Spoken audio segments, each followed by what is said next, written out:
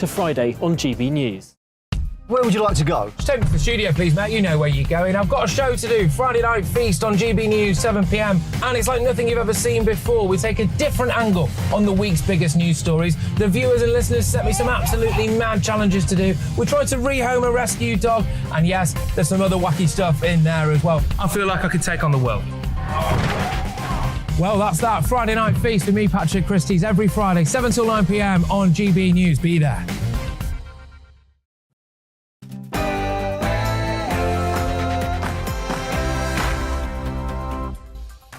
Hello and welcome to We Need to Talk About on GB News with me, Alex Phillips, where we get stuck into the day's big issues that need looking at in depth. Nothing is off the table and no one will be cancelled for saying what they think. Keeping me company today is Charlie Peters, who's a writer and broadcaster and security specialist, and here's what we've got coming up on the show. After a deadly attack on a shopping centre in Ukraine, world leaders accuse Russia of war crimes. As NATO gathers in Madrid, I'm asking, when do we say enough is enough? Meanwhile, the new head of the British Army has warned that Britain is facing its 1937 moment and must be ready to prevent the spread of war in Europe. And the Queen's first public appearance since the Jubilee will have an update from Scotland. That's what we're talking about for the next hour. What do you need to talk about? Email me, gbviews@gbnews.uk, or tweet me at gbnews. First, though, it's time for the GB News headlines.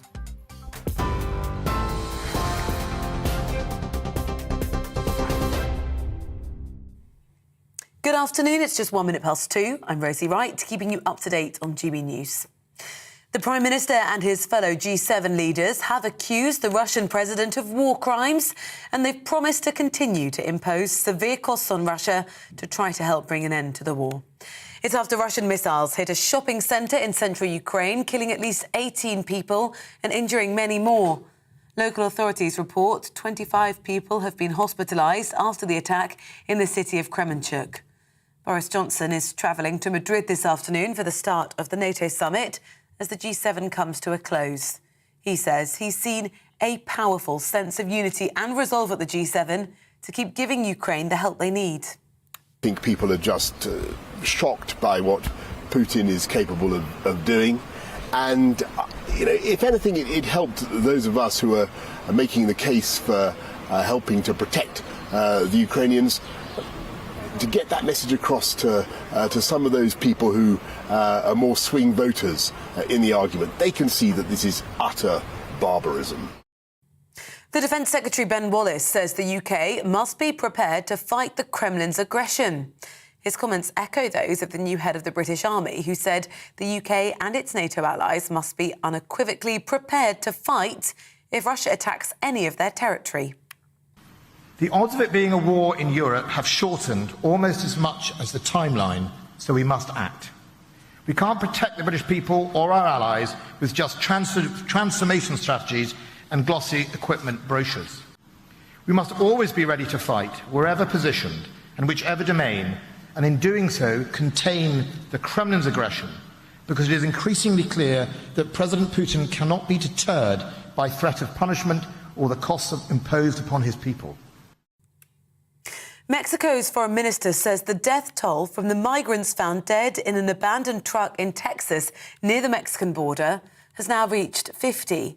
22 Mexicans, 7 Guatemalans and 2 Hondurans were identified among the dead. 16 people, including 4 children, were found alive. They were treated for heat stroke and exhaustion. Police say 3 people are now in custody. Fortunately, we were able to transport 16 people. 12 of those are adults and 4 pediatric. All of them were conscious at the time upon transportation. The patients that we saw were hot to the touch.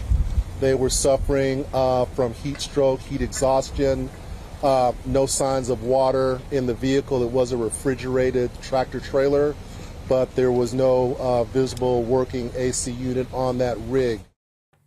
Scotland's First Minister is going to set out shortly how she believes a second independence referendum could go ahead if Westminster continues to block her plans. Nicola Sturgeon insists that her party's victory in 2021 gives her now a mandate for another referendum. She wants it to take place before the end of next year. The Prime Minister can green-light a referendum, but none has done so since 2014. A woman who died when a gas explosion reduced a house in Birmingham to rubble is understood to be 79-year-old Doreen Rees-Bibb. The pensioner was killed on Sunday when a blast tore through the property in King's Standing. A man rescued by members of the public remains in a critical condition. West Midlands Fire Service say investigations into the cause of the explosion are still underway. The population of England and Wales has grown at 6.3% in a decade, according to data from the last census. There are now more than 59.5 million people living in England and Wales. 51% are female. There are just shy of 25 million households, each with an average of 2.4 people. And 18.6% of the population were aged 65 or over at the time of the census. The Queen joined the armed forces at the Palace of Holyrood House as they marked her Platinum Jubilee in Scotland. Members of the Army, Navy and Air Force took part in an act of loyalty parade in the Palace Gardens. Her Majesty travelled to Edinburgh yesterday with other members of the royal family for their traditional Holyrood week of events north of the border. This is GB News. I'll bring you more as it happens. Now we'll head back to Alex for We Need to Talk About.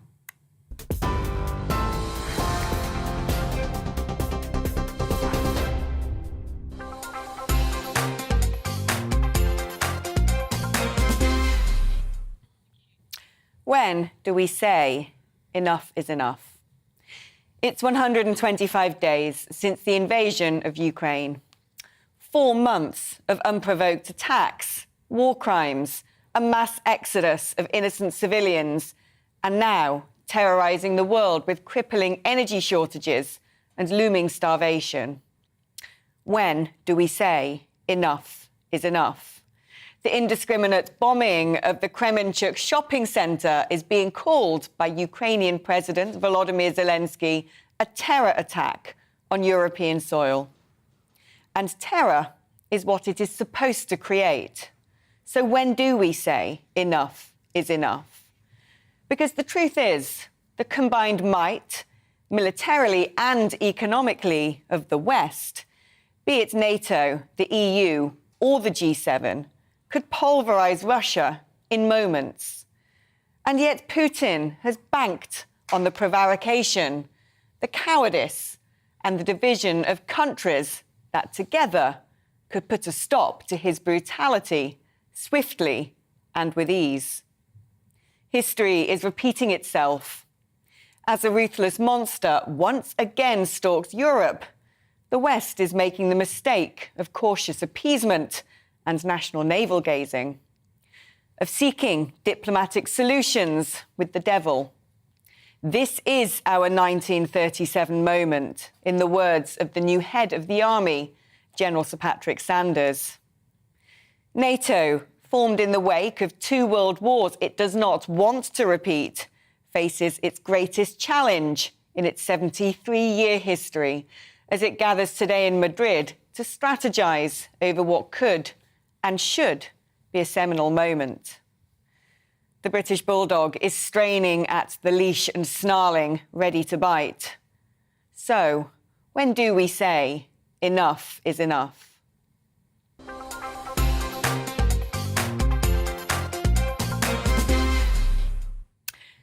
Well, Mark White, our Home and Security Editor, joins me now. We've just heard from the Defence Secretary.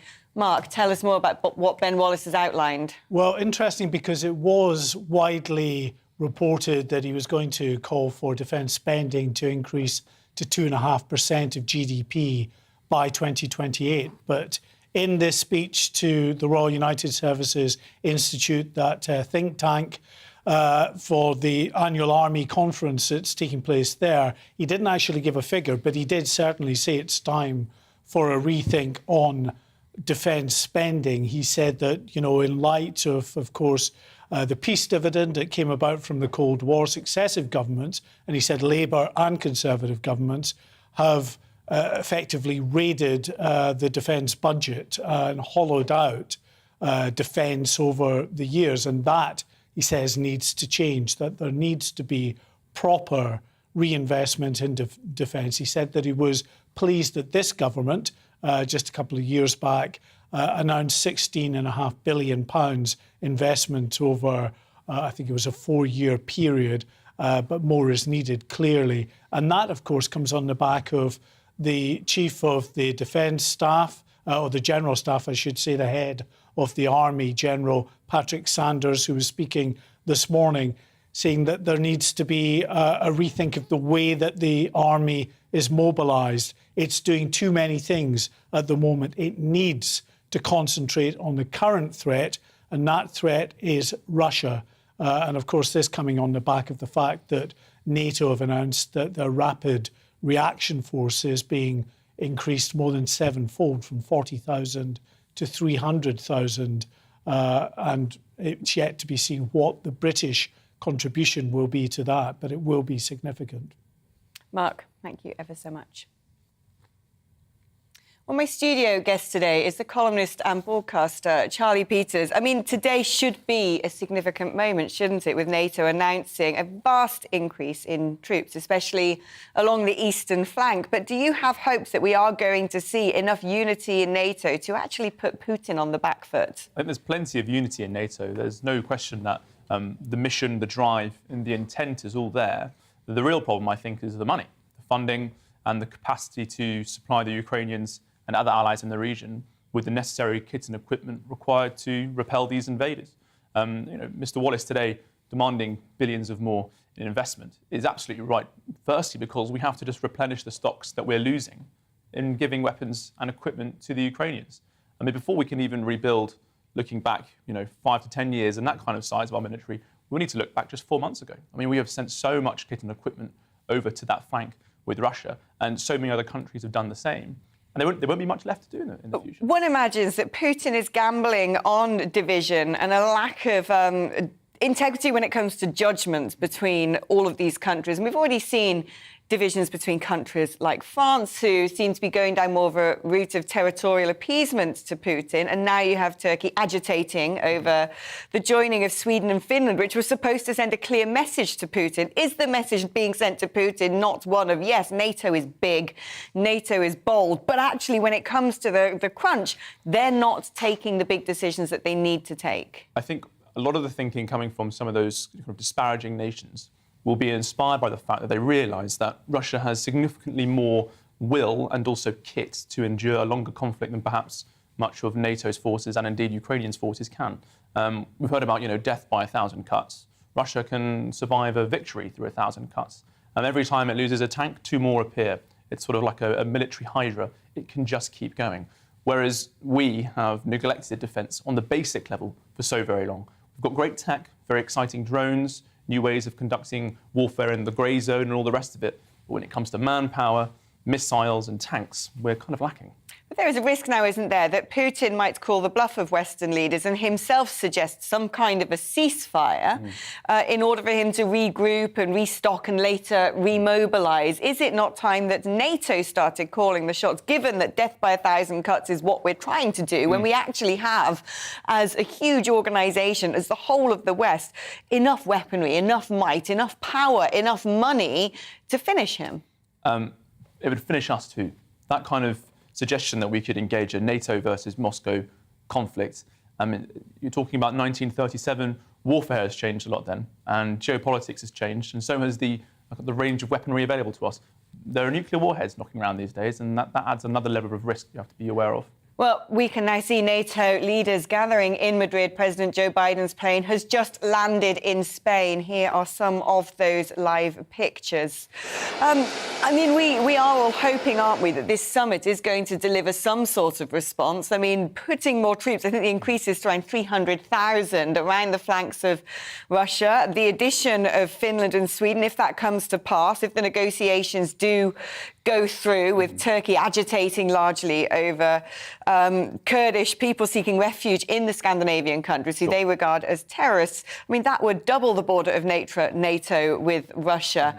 But this has to be done quickly, doesn't it? The more time that Putin has, the more advances he can make. Absolutely. And as the conflict becomes more desperate for the Russians in all scenarios, as it becomes more fraught and more kinetic, then, of course, we don't know what this very precarious and risky leader might do. And indeed, that border with Finland could come into play. So it's vital that that is secured quickly, as you said. But there's lots of good news and good sounds coming out of that side at the moment. And there are, I think, there's a high chance that will be secured very shortly. So that adds a level of positivity there. I mean, a lot of interesting noises coming out today. The new General of the Armed Forces talking about the 1937 moment. Certainly a couple of people I spoke to yesterday, General Sir Richard Kemp, also beginning to suggest that we need to ramp things up now, escalate things ourselves, rather than waiting for Putin to continue doing these escalations and us responding. We need to now be bearing down on him.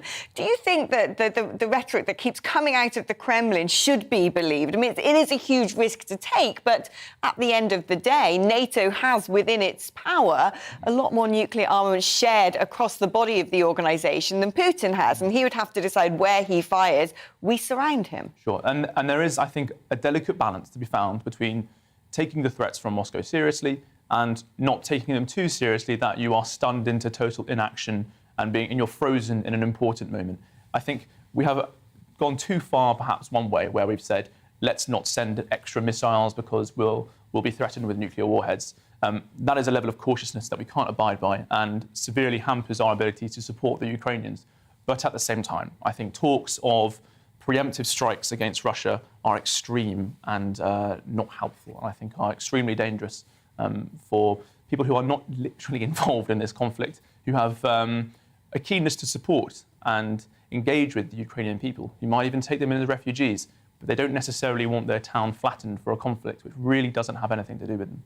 I mean, the MP Tobias Ellwood, speaking earlier today, was talking about the need to potentially use military intervention to make sure grain can get out of Ukraine. This is the next problem facing the world, not only looming energy crisis, as there are threats to Germany to potentially cut off supplies during what is supposed to be an annual routine tidying up of the Nord Stream 2 gas pipeline there, and now a mounting food crisis across most of the world, the most vulnerable parts of the world, as there's a huge stranglehold and a squeeze with Russia blockading vital grain leaving Ukraine. I mean, surely now something more has to be done before a lot more of the world is dragged into this unwittingly with economic and food crises. Well, I think there is no situation where Tobias Ellwood doesn't call for more military intervention. I mean, last year during the Afghanistan crisis, for example, he asked the British military to deploy an aircraft carrier. Afghanistan is a landlocked country, so that wouldn't be particularly helpful, and it would require flying planes over Pakistan, which of course wouldn't be acceptable. I think a similar rush to action in a scenario where the objectives and the outcomes aren't particularly clear is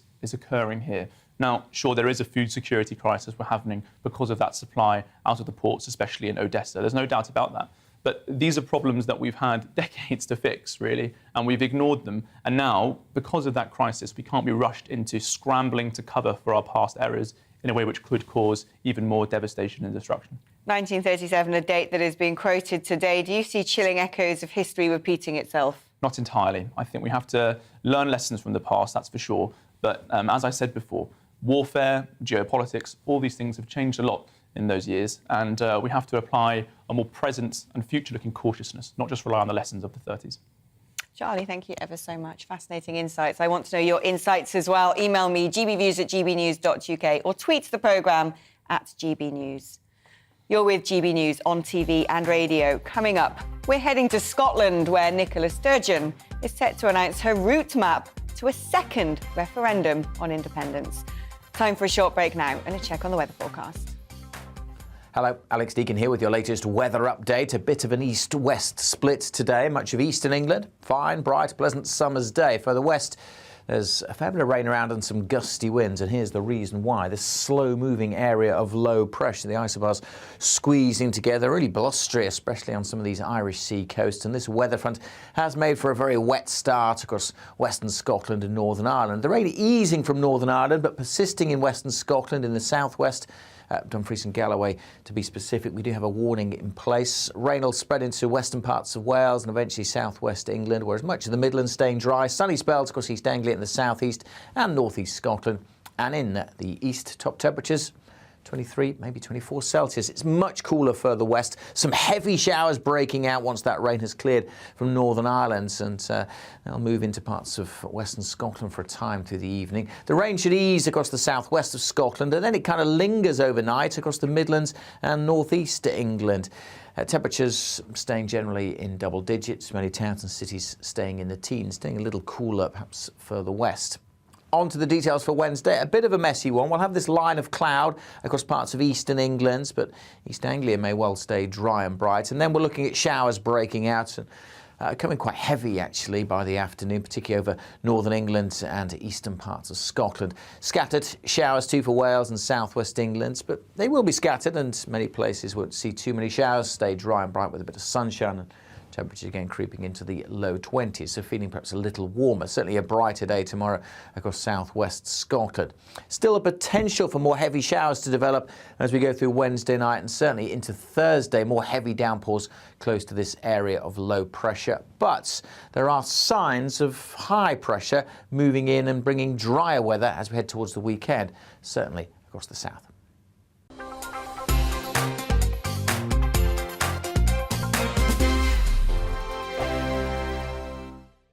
We are GB News. We're right across this great nation. On TV. On radio. On digital. Absolutely everywhere. We don't talk down to you. We embrace all voices with honest and civilised conversation. We are not part of the establishment. We're one of you. And we're only getting started. Join us on GB News, the People's Channel, Britain's news channel.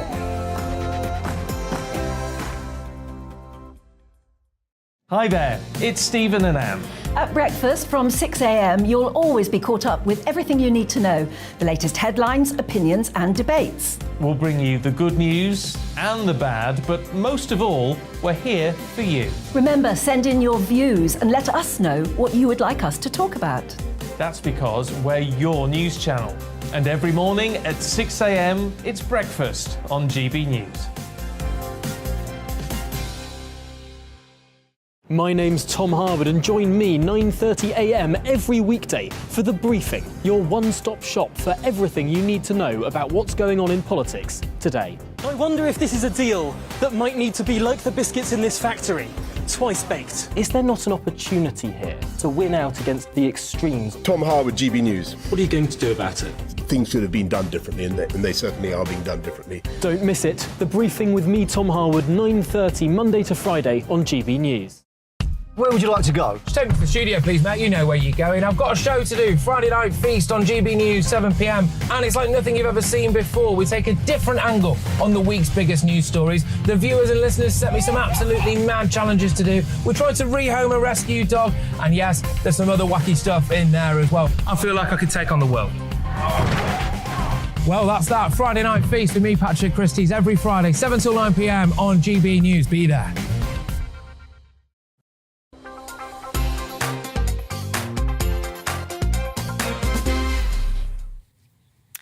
Allegations of sleaze and misconduct among her politicians in Westminster.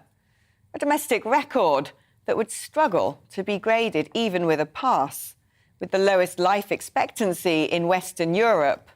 And now, while the world is facing economic chaos and war is on the continent of Europe again, the perfect time, thinks Nicola Sturgeon, to resurrect her only living purpose, to sabre-rattle over another independence referendum, not even a decade after her failed first attempt. Go on then, I say. Let's see if the sensible people of Scotland do want to cut themselves off from Britain's economic umbilical cord, with a debt to GDP ratio worse than Greece as the cost of living spirals. Let's see if they want to be a severed lone nation, exposed to the open ocean, stalked by Russian subs, kicking the nuclear deterrent out of their waters.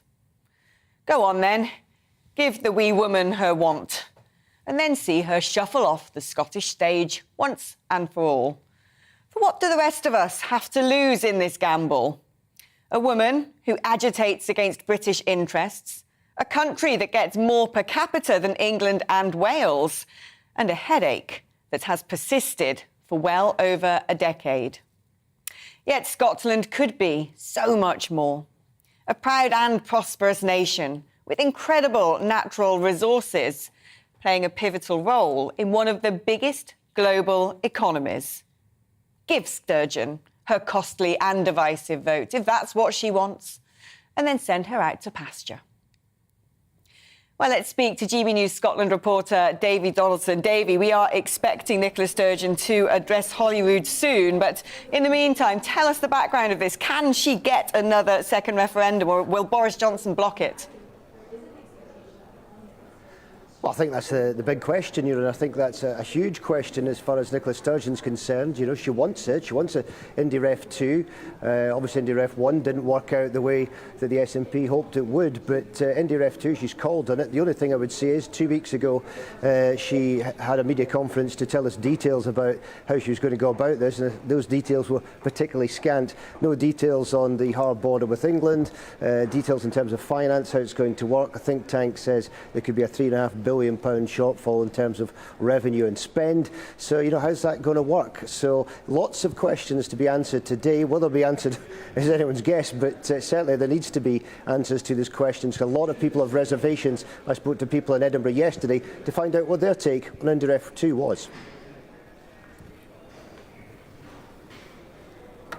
We can now cross live to see Nicola Sturgeon, who is about to discuss just this.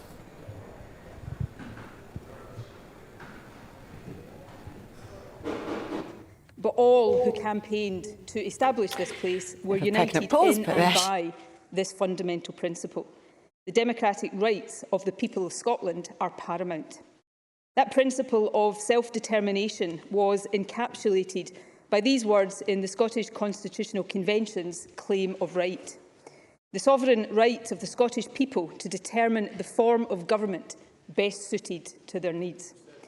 When the late Canon Kenyon Wright, who led the convention, addressed Westminster's refusal to accept the democratic demand for a Scottish Parliament with this question, what if that other voice we all know so well responds by saying, "We say no and we are the state"? His answer, "Well, we say yes and we are the people," was simple but powerful, and it is as relevant now as it was then. Presiding Officer, last May the people of Scotland said yes to an independence referendum by electing a clear majority of MSPs committed to that outcome. The democratic decision was clear. 2 weeks ago, the Scottish Government started the process of implementing that decision with the first in the Building a New Scotland series of papers. That paper presented compelling evidence of the stronger economic and social performance relative to the UK of a range of independent countries across Europe that are comparable to Scotland. That should be both a lesson and an inspiration to us. Scotland, over generations, has paid a price for not being independent.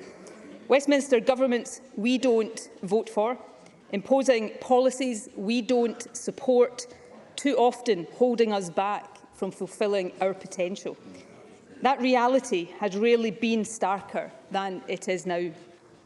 The Conservatives have just 6 MPs in Scotland, barely 10% of Scottish representation, and yet they have ripped us out of the EU against our will.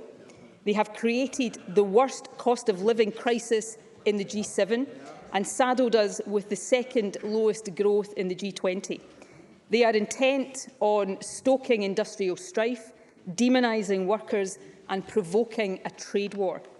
Businesses and public services are struggling for staff because freedom of movement has been ended.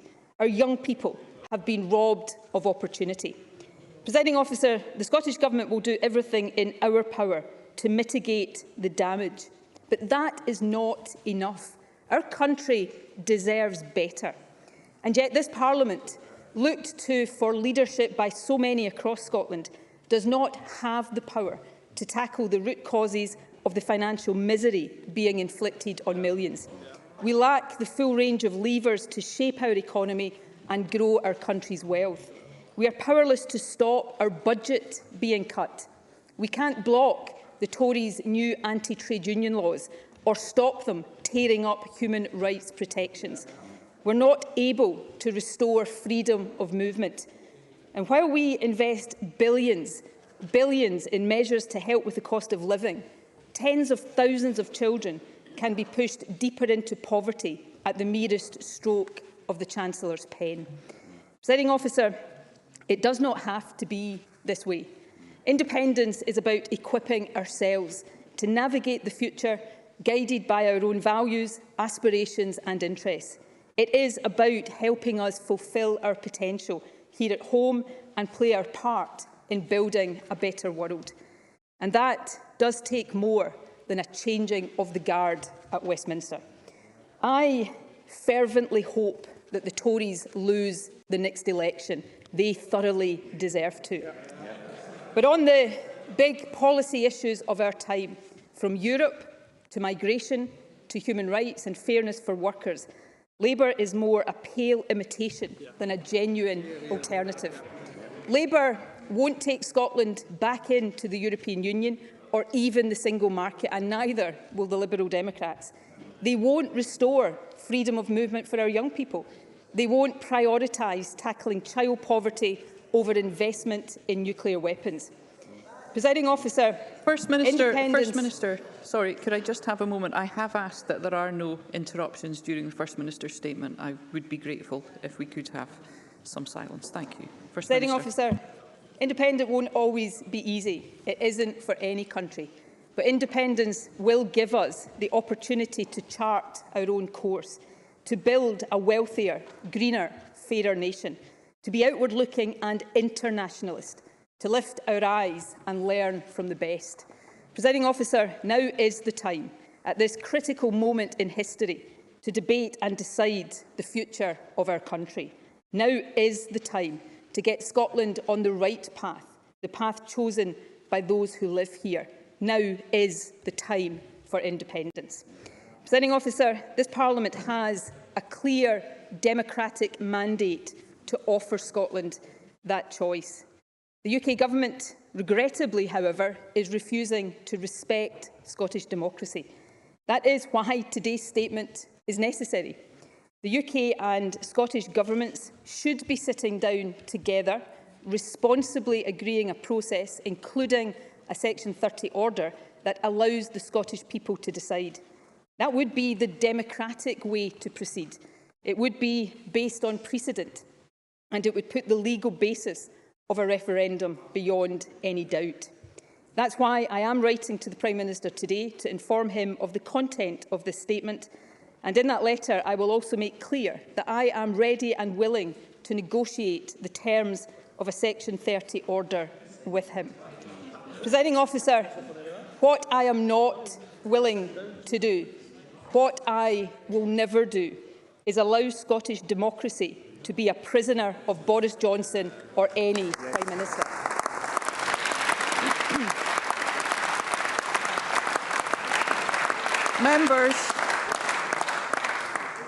Members, there should be no interruptions. Thank you. Any interruptions? Thank you. Presiding Officer, the issue of independence cannot be suppressed. It must be resolved democratically.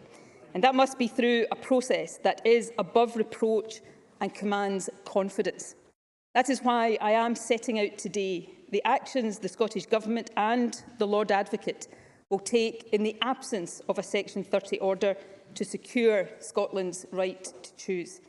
My determination is to secure a process that allows the people of Scotland, whether yes, no or yet to be decided, to express their views in a legal, constitutional referendum so that the majority view can be established fairly and democratic. The steps I am setting out today seek to achieve that. They are grounded in and demonstrate this government's respect for the principles of rule of law and democracy. Indeed, these core principles, respect for the rule of law and respect for democracy, underpin everything I say today. Respect for the rule of law means that a referendum must be lawful. That, for me, is a matter of principle. But it is also a matter of practical reality. An unlawful referendum would not be deliverable. Even if it was, it would lack effect. The outcome would not be recognised by the international community. Bluntly, it would not lead to Scotland becoming independent. Presiding Officer, it is axiomatic that a referendum must be lawful. But my deliberations in recent times have led me to this further conclusion. The lawfulness or otherwise of the referendum must be established as a matter of fact, not just opinion. Otherwise, as we have seen again in recent days, opposition parties will just keep casting doubt on the legitimacy of the process so that they can avoid the substantive debate on independence which Scotland deserves, but they so clearly fear. That is not in the country's best interests. Let me turn then to the detail of the steps we will now take to secure that objective of an indisputably lawful referendum, and then ensure that from today we can focus on the substance of why Scotland should be independent. Presiding Officer, I can announce, first of all, that the Scottish Government is today publishing the Scottish Independence Referendum Bill. I will draw attention in particular to three key provisions of this bill. Firstly, the purpose of the referendum, as set out in Section 1, is to ascertain the views of the people of Scotland on whether or not Scotland should be an independent country. In common with the 2014 referendum, indeed in common with the Brexit referendum and the referendum to establish this Parliament, the independence referendum proposed in the bill will be consultative, not self-executing, just as in 2014 and recognised explicitly in the 2013 White Paper. A majority yes vote in this referendum will not in and of itself make Scotland independent. For Scotland to become independent following a yes vote, legislation would have to be passed by the UK and Scottish Parliaments. Now, there has been much commentary in recent days to the effect that a consultative referendum would not have the same status as the vote in 2014. That is simply wrong, factually and legally. Let me be clear. The status of the referendum proposed in this bill is exactly the same as the referendums of 1997, 2014 and 2016. The next provision of the bill I wish to draw attention to relates to the question to be asked in the referendum. The bill states that the question on the ballot paper should be, just as it was in 2014, should Scotland be an independent country? Finally, Presiding Officer, the bill includes the proposed date on which the referendum should be held. In line with the Government's clear mandate, this is a date within the first half of this term of Parliament. Presiding Officer, I can announce that the Scottish Government is proposing that the independence referendum be held on the 19th of October 2023. These are... Thank you. Thank you. Members. These are the key elements of the referendum legislation that the Scottish Government... Well, Scottish First Minister there, Nicola Sturgeon, laying out her plans for what she hopes will be another referendum on Scottish independence. The date she has given would be the 19th of October 2023. She says that it must respect the rule of law, but she's yet to get the backing from Westminster for that vote. Well, let's speak now to columnist for The Scotsman and former Brexit Party MEP Brian Monteith. Brian, now is the time, she repeated, now is the time for this vote. I mean, is it? No, because now is the time for Nicola Sturgeon and the SNP to respect the vote of 2014. Nicola Sturgeon talks about respecting democracy, and the truth is we have had a vote.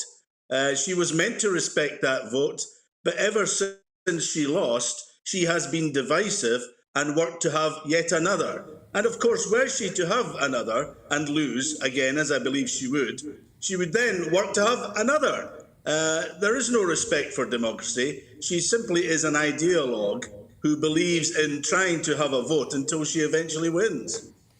I mean, it's interesting, isn't it? Most people looking on would think now surely is not the time, what with war in Ukraine, the UK really being the vanguard of the Western world when it comes to pushing back against Putin. And what she's doing is laying out a roadmap, as far as I can tell, for division.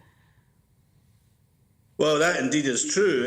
She has been nothing but a divisive character in Scottish politics. Far more divisive, one has to say, than even Margaret Thatcher, who she quoted the other day as someone who would support a referendum. She obviously has some mystic qualities too. The truth of it is that irrespective of the international situation, the domestic situation, where she has abandoned trying to have improved education, where the health service is collapsing around her, particularly in A&E, where we see problems in housing and transport and law and order, that in itself is what she should be sorting, not actually having a referendum, which, by the way, she has no mandate for. Because if she believes the people are sovereign, then the people actually voted by a majority for the union-supporting parties, not for the SNP and Greens.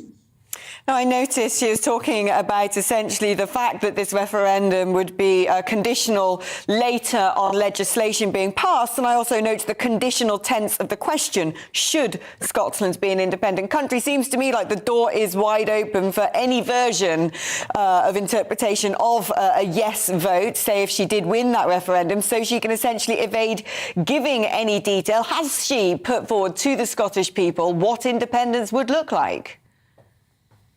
Well, I don't think we'll ever get to the stage of having that question put. It doesn't even need Boris Johnson to say, I'm not giving you a Section 30 order, because the truth of it is, if she actually tries to go ahead and have a referendum without that Section 30 order, there are people queuing up to take legal action to stop having a needless referendum. It would be illegal.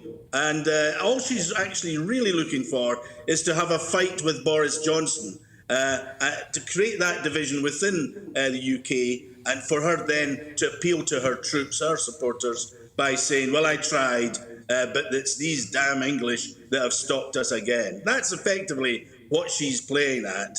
And everybody's beginning to see through her now, even SNP supporters. Brian, wonderful speaking to you as always. Brian Monteith, columnist at The Scotsman there, former MSP and former MEP. Well, let's go back to my studio guest, Charlie Peters. A fight with Boris Johnson, as Brian Monteith has said. Do you agree with that, or do you think she's justified? I mean, she is the leader of the Scottish National Party. She did win the last elections, and she did say previously in her manifesto she wanted another referendum in 2024, so people voting the SNP should surely have been voting for that. Sure, but they haven't managed to get a majority in Holyrood for the last two elections. She's really fighting a fight with the UK, not with Boris Johnson, not with the kind of the more radical wing within her party. She very sincerely, like much of her party, does not want to be part of the United Kingdom. The real problem we found with dealing with the SNP is that lots of people treat Nicola Sturgeon like a foreign emissary, like she is an envoy down from Edinburgh to speak to London. Plenty of left liberals in England, as you will know, will revere the SNP and say, they tell us how wrong we are and they can show us the right course, and isn't this an exciting kind of progressive party north of the border? No, they're vicious and useless, and they have seen Scotland squander a fantastic opportunity with its natural resources and its highly educated population to leave itself in a ridiculous scenario where it's essentially one of the most impoverished places in Western Europe. It's an embarrassment. But instead of fighting back against this party consistently and clearly, too many in the Conservatives attempt to appease her by saying, let them have another referendum, this time they'll lose and they'll learn their lesson. How many times must the lesson be learned? They will always push for independence, regardless of how many elections they lose. Charlie, thank you very much. Now I want to know your views on this. Is it feckless and self-indulgent, particularly at a time when Europe's at war and Putin's looking for any sort of thread he can pull to divide us more? Or is it justified that Scotland has that second referendum on independence? Less than a decade has passed since the last, but she is the leader of the Scottish National Party. It's on the tin, really, is what that's supposed to be doing. You can email me, gbviews@gbnews.uk, or tweet us at gbnews. You're with Alex Phillips on GB News. Well, today, the Queen is expected to carry out her second public engagement of the week in Scotland when she attends an armed forces parade.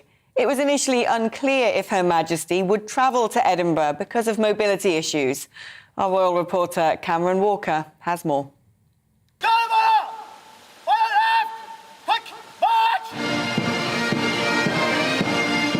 Your ancient and hereditary kingdom of Scotland, ma'am. The Queen's been welcomed to the city of Edinburgh in a tradition known as Ceremony of the Keys, where the monarch is symbolically handed the keys to the Scottish capital at the Palace of Holyrood House. Bruce Walker's son serves in the armed forces and was invited to yesterday's ceremony. The heavens opened to welcome the Queen.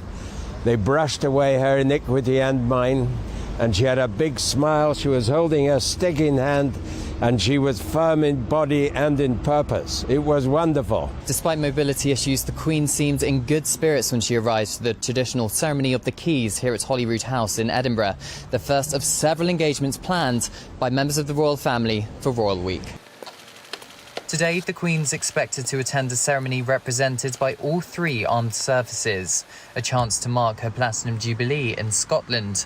The Queen's daughter, Princess Anne, will also carry out an investiture. Later this week, the Prince of Wales, or Duke of Rothesay as he's known in Scotland, will host a Holyrood garden party alongside the Earl and Countess of Wessex and the Princess Royal in recognition of their guests' contribution to communities across Scotland. But what do people of Scotland think of the monarchy today? I think the Queen does a good job. I'm sure many of them work hard, but I'm not one for privilege. It's really interesting kind of thing that she's obviously been on the throne for this amount of time. They've been good for Scotland. You know, I can't say the same for the government.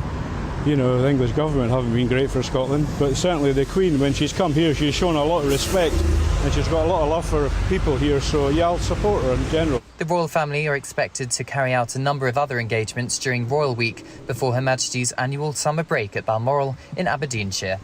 Cameron Walker, GB News, Edinburgh. Well, maybe she'll go for a little cup of tea with Nicola Sturgeon while she's up there. Now, if you get into a car, a machine capable of killing someone at even 40 miles per hour, and you think it's OK to faff about on your phone, weave around high on booze or drugs, or recklessly tear past schools and houses, then you are mindless, and if your acts wind up putting someone in hospital or an early grave, then you should be put in prison. Today, that becomes a reality as a long-standing loophole in the Road Traffic Act has been closed, where a driver who caused serious injury would face merely a summary-only offence, punishable by disqualification and a fine. Is that enough? Well, joining me now is the CEO of Road Peace, Nick Simmons. Nick, this must be welcome news to you. A long time since the 1980s, people have caused horrific accidents on roads, but there's been a huge burden of needing to provide evidence of dangerous driving. What has changed today? Well, this is a long overdue change. Our members, victims of road crashes, have been calling this for a long time. Road crime needs to be treated like a real crime, and for too long, people that have been, as you point out in your introduction, behaving irresponsibly in driving vehicles, they haven't had the consequences. So today, we're pleased to see this long overdue change in terms of the punishments that courts can give to those who drive dangerously and irresponsibly. Is it not difficult in some circumstances, however, to prove that someone is willfully driving in a dangerous manner? There could be all sorts of reasons that cause people to lose control of their motor vehicle. Well, yes, under certain circumstances, I'm sure that is true. But the experience of our members and long-standing victims of road crashes is that too often, actually, the system doesn't struggle. You know, actually, it's pretty clear what was going on, and so often the system seems to put the onus on supporting the offender and thinking of them, rather than those who have been bereaved or suffered life-changing injuries as a result of a road crash. And I think what we're asking for is society to recognise that. I think so often we just think it won't happen to us, or it's one of those things. It's just an accident, and our view is it's not an accident. It's something that is preventable, and until someone finds themselves in that awful experience, as I say, they don't think it's going to happen to them, and as well as the awful circumstances of being bereaved or being injured, somehow the justice system in the past has managed to make that awful experience even worse by not treating it in what we would say was a fair, reasonable and appropriate manner. Nick Simmons, thank you for coming on talking about this today, CEO of Road Peace. Charlie, what are your thoughts on this? Because it strikes me that we're getting a lot more slower limits on roads, for instances, certain lanes being blocked, a lot more restrictions, some might say, on driving, coupled now with the threat that if you cause an accident and it leaves someone injured, seriously injured, that you could end up in jail for a significant period of time. Is this right? Is this proportionate? Or do you think there's a risk to this being basically blown out of proportion and someone who has inadvertently caused an accident ending up very much on the wrong side of the law and in prison? I think it's absolutely right and fair. I think all too often we misunderstand and underrate the extent to which cars can be extremely dangerous things. Now, of course, they're useful and wonderful and they zip us from A to B, but they are tools for extreme damage and danger.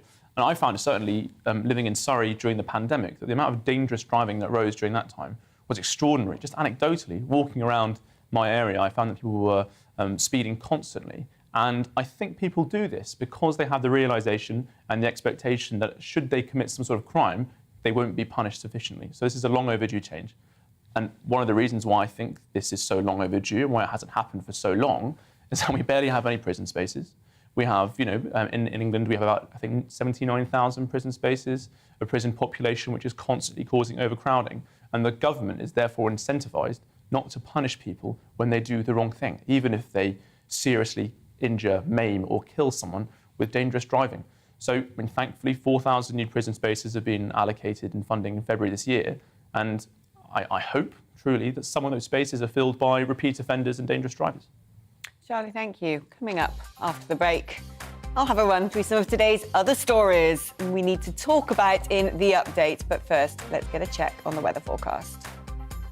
Hello, Alex Deakin here with your latest weather update. A bit of an east-west split today. Much of eastern England, fine, bright, pleasant summer's day. Further west, there's a fair bit of rain around and some gusty winds, and here's the reason why. This slow-moving area of low pressure, the isobars squeezing together, really blustery, especially on some of these Irish sea coasts, and this weather front has made for a very wet start across western Scotland and Northern Ireland. The rain easing from Northern Ireland, but persisting in western Scotland, in the southwest, Dumfries and Galloway, to be specific. We do have a warning in place. Rain will spread into western parts of Wales and eventually southwest England, whereas much of the Midlands staying dry. Sunny spells across East Anglia in the southeast and northeast Scotland. And in the east, top temperatures 23, maybe 24 Celsius. It's much cooler further west. Some heavy showers breaking out once that rain has cleared from Northern Ireland, and they'll move into parts of western Scotland for a time through the evening. The rain should ease across the southwest of Scotland, and then it kind of lingers overnight across the Midlands and northeast England.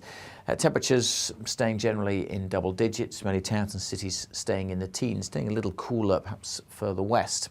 On to the details for Wednesday. A bit of a messy one. We'll have this line of cloud across parts of eastern England, but East Anglia may well stay dry and bright. And then we're looking at showers breaking out and coming quite heavy, actually, by the afternoon, particularly over northern England and eastern parts of Scotland. Scattered showers too for Wales and southwest England, but they will be scattered, and many places won't see too many showers, stay dry and bright with a bit of sunshine. And temperatures again creeping into the low 20s, so feeling perhaps a little warmer. Certainly a brighter day tomorrow across southwest Scotland.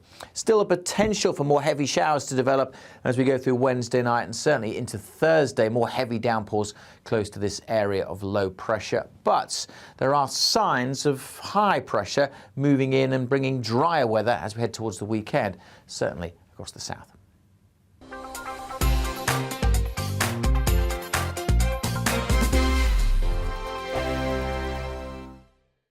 We are GB News. We're right across this great nation. On TV. On radio. On digital. Absolutely everywhere. We don't talk down to you. We embrace all voices with honest and civilised conversation. We are not part of the establishment. We're one of you. And we're only getting started.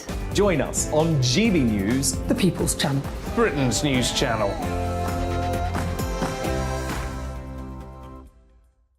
Hi there, it's Stephen and Anne. At breakfast from 6 a.m, you'll always be caught up with everything you need to know, the latest headlines, opinions and debates. We'll bring you the good news and the bad, but most of all, we're here for you. Remember, send in your views and let us know what you would like us to talk about. That's because we're your news channel. And every morning at 6 a.m, it's breakfast on GB News. My name's Tom Harwood and join me 9:30 a.m. every weekday for The Briefing, your one-stop shop for everything you need to know about what's going on in politics today. I wonder if this is a deal that might need to be like the biscuits in this factory, twice baked. Is there not an opportunity here to win out against the extremes? Tom Harwood, GB News. What are you going to do about it? Things should have been done differently, and they certainly are being done differently. Don't miss it. The Briefing with me, Tom Harwood, 9:30 Monday to Friday on GB News.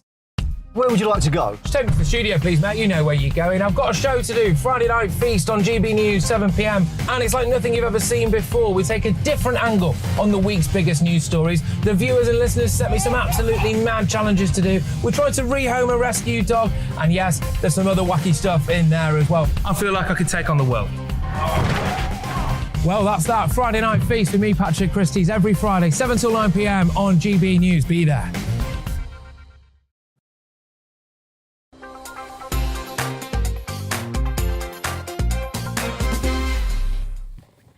Welcome back. You're with GB News. Now, every day before the show, my tireless team and I delve into the stories making the headlines and those making a splash on social media.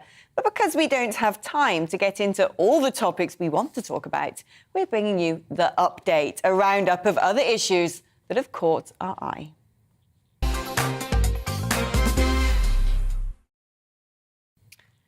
Well, creatures from the Black Lagoon, there are unofficial warnings to stay out of Ullswater in the Lake District today after some submerged monster dragged a flock of geese into its murky depths. Wayne Owens, who works on the lake, is begging people not to allow their kids and dogs in the water after claiming he saw birds pulled to their deaths in 2 separate incidents on consecutive days. The Lake District National Park Authority says an investigation has uncovered nothing unusual. And perhaps we should take it with a pinch of salt. But at 7 miles long and almost 200 feet deep, who really knows what lies beneath? Now, from unidentified underwater monsters to unidentified flying objects, newly released Russian Cold War files reveal reports strikingly similar to eyewitness accounts from the American military of strange flying objects moving in ways like no other man-made aircraft. The once highly classified documents talk of scores of sightings of spooky otherworldly shapes, glimmering lights and mysterious flashes, including a shape-shifting object which fired a beam of light towards the ground. Meanwhile, a UFO expert, Jeremy Corbell, says at least 100 craft swarmed a fleet of Navy warships, saying claims they were just drones could not be true. And a mystery rocket has crashed into the moon, creating a double crater, baffling NASA. The rocket body was spotted hurtling towards the lunar surface before leaving a distinctive crash site. At first, fingers were pointed at Elon Musk, but suspicion now rests on China's robotic moon mission. And Laika the dog was famously launched into space by the Russians. But this pooch simply wants to look down on Earth from his owner's roof. And so bizarre is the sight of 35-kilo Huckleberry on top of the house that his dog parents have had to put up a sign to ask people not to ring the doorbell to alert them of the phenomenon. Well, he's now become a phenomenon in his own right and has his own Instagram page called Huck the Roof Dog, which has racked up more than 39,000 followers with his roof-climbing antics. Sadly, though, if you want to see this canine custodian up on his roof, Paw Patrol, you'll have to go all the way to Austin in Texas. Well, columnist and broadcaster Charlie Peters gets the final word this hour. Aliens, monsters and dogs on roofs. I've given you a great selection there. Yeah, fantastic. No shortage of things to cover there. Are you a little bit superstitious? I don't think so, no. I always think everything's probably got a plausible explanation. I think I'm a tiny bit stitious. But UFOs, I want to believe. I certainly want to believe. Every time I saw it, that pops up, I think, finally, they've found us. And decided not to make contact. No. It's just too dreadful. Well, they saw Huckleberry the roof dog and thought, whatever's going on over there, I don't want to get involved in that, and then flew back to where they came from. The Ullswater thing, though, I mean, the idea that this guy is seeing geese being dragged underwater, that I think is plausible, because who knows what's going on? I mean, that lake was created by melting glaciers. It's been around a long time. All sorts of characters could have put things in there that have grown to mad sizes and been gobbling up birds. I think the more plausible explanation is that this chap observing Ullswater has probably had too many of the wrong mushrooms on the local foraging, and might be just having some exciting visions. No, don't say that. I believe him. I really believe him on this. I mean, he thought it could be something like a alligator or crocodile that someone has a pet released, or a catfish. I mean, it's possible. I'm sure it is. I'd rather believe in the UFOs than the scary monster in the Lake District, though. So, would you go swimming in Ullswater? I think I have, to be honest. Yeah, I think I did a kind of amateur triathlon thing when I was a kid. One of those things you're bullied into doing as a kid for charity, right? You're thrashed within an inch of your life in the Lake District. I think I dipped into quite a few of those lakes just to keep going. Oh, well, that was pre the beast. Yeah. Good luck now is what I say. You're with GB News. Lots more to come in the next hour, so do stay with us.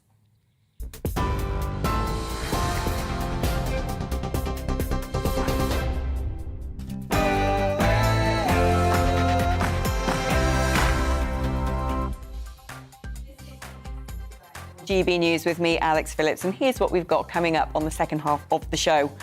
Russia's bombardment of Ukraine continues, and after yesterday's attack on a shopping centre in Ukraine, the Defence Secretary here says the EU army needs more cash to deal with Russia's threat.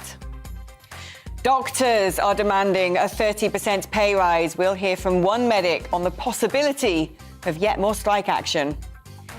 And Ghislaine Maxwell is to be sentenced later for sex trafficking offences. We have a background on that case. That's what we're talking about for the next hour. But do get in touch with what you want to talk about. gbviews@gbnews.uk, or you can tweet us at gbnews. Now, though, it is time for the GB News headlines.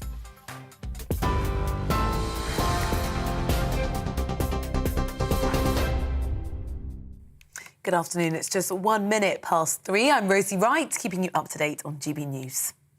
Scotland's First Minister is launching a bid for a second independence referendum, accusing the government of ripping the country out of the EU against its will. The draft bill, which is being sent to the Prime Minister, proposes a vote to be held on the 19th of October next year. The question will be the same as it was in 2014. Should Scotland be an independent country?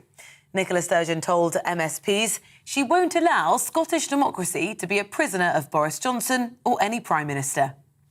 Scotland, over generations, has paid a price for not being independent. Westminster governments we don't vote for, imposing policies we don't support, too often holding us back from fulfilling our potential. The Conservatives have just 6 MPs in Scotland, barely 10% of Scottish representation, and yet they have ripped us out of the EU against our will. They have created the worst cost of living crisis in the G7 and saddled us with the second lowest growth in the G20. The Defence Secretary Ben Wallace is warning the odds of a war in Europe have shortened. His comments come after the new head of the British Army said Moscow will be an even greater threat to European security after the war in Ukraine. Speaking at a warfare conference, Ben Wallace said, "We must always be ready to fight and contain Russia's aggression." The odds of it being a war in Europe have shortened almost as much as the timeline, so we must act. We can't protect the British people or our allies with just transformation strategies and glossy equipment brochures. We must always be ready to fight, wherever positioned and whichever domain, and in doing so contain the Kremlin's aggression, because it is increasingly clear that President Putin cannot be deterred by threat of punishment or the costs imposed upon his people. Boris Johnson says he's seen a powerful sense of unity and resolve at the G7 to keep giving Ukraine the help they need. The Prime Minister and his fellow G7 leaders have accused the Russian president of war crimes after Russian missiles hit a shopping centre in central Ukraine, killing at least 18 people. I think people are just shocked by what Putin is capable of doing. And, if anything, it helped those of us who are making the case for helping to protect the Ukrainians, to get that message across to some of those people who are more swing voters in the argument. They can see that this is utter barbarism. Boris Johnson is travelling to Madrid for the start of the NATO summit this afternoon. Now, in the US, the Mexican president says the number of migrants who've died after being left in an abandoned truck in Texas near the Mexican border has reached 50. 22 Mexicans, 7 Guatemalans, 2 Hondurans were identified among those dead. 16 people, including 4 children, were found alive. They're being treated for heat stroke and exhaustion. Police say there are now 3 people in custody. A woman who died when a gas explosion reduced a house in Birmingham to rubble is understood to be 79-year-old Doreen Rees-Bibb. The pensioner was killed on Sunday when a blast tore through the property in King's Standing. A man rescued by members of the public remains in a critical condition. West Midlands Fire Service say investigations into the cause of the explosion are still underway. The Queen joined the armed forces at the Palace of Holyrood House as they marked her Platinum Jubilee in Scotland. Members of the Army, Navy and the Air Force took part in an act of loyalty parade in the Palace Gardens. Her Majesty travelled to Edinburgh yesterday with other members of the royal family for their traditional Holyrood week of events north of the border. This is GB News, and I'll bring you more as it happens. Now let's head back to Alex for We Need to Talk About.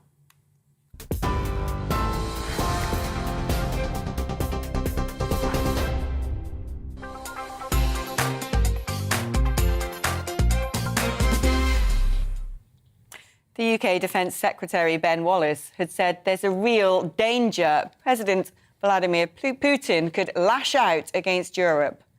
Speaking this afternoon, he's argued that investment in defence spending must continue to grow to counter the threat. Let's listen to a little of what he had to say.